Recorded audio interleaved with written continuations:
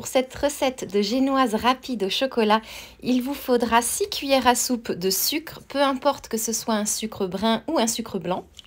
Ajoutez ensuite 2 œufs et fouettez pendant quelques secondes le mélange.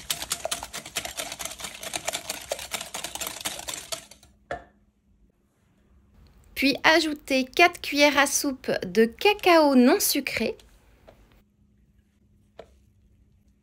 Fouettez à nouveau quelques secondes afin de bien l'incorporer au mélange.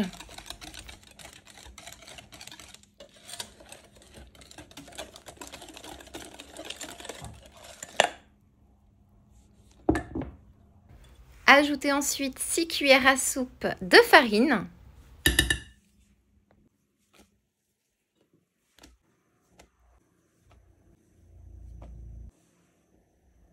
Ajoutez ensuite 2 cuillères à soupe de la fécule de votre choix. Ajoutez une demi-cuillère à soupe de levure chimique et bien mélanger le tout.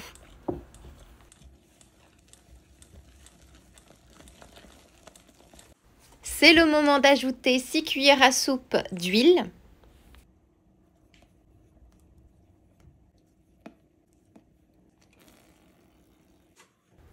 Et enfin, notre dernier ingrédient, 10 cuillères à soupe de lait environ.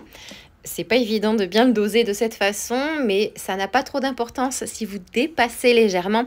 En fait, le lait et l'huile vont apporter, en plus d'une belle richesse à votre génoise, va apporter beaucoup de moelleux et c'est ce qu'on veut quand on fait une génoise fait maison. Mélangez le tout.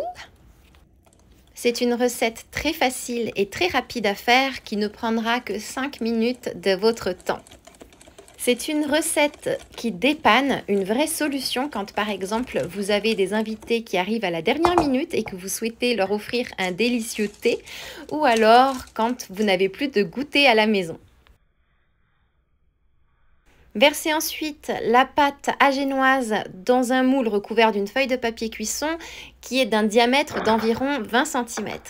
Et là, vous avez 3 options de cuisson selon ce que vous avez à la maison. La première, c'est au four à micro-ondes pendant 3 minutes à 1000 watts, c'est la plus rapide.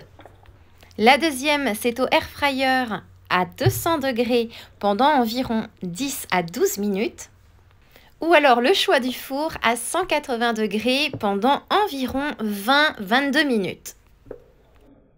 Vous obtenez une magnifique génoise au chocolat qui sent super bon, qui va parfumer votre cuisine agréablement.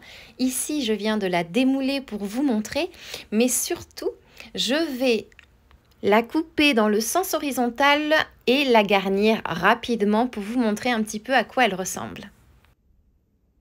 Vous allez voir que c'est délicieux et que ça vaut vraiment la peine d'essayer.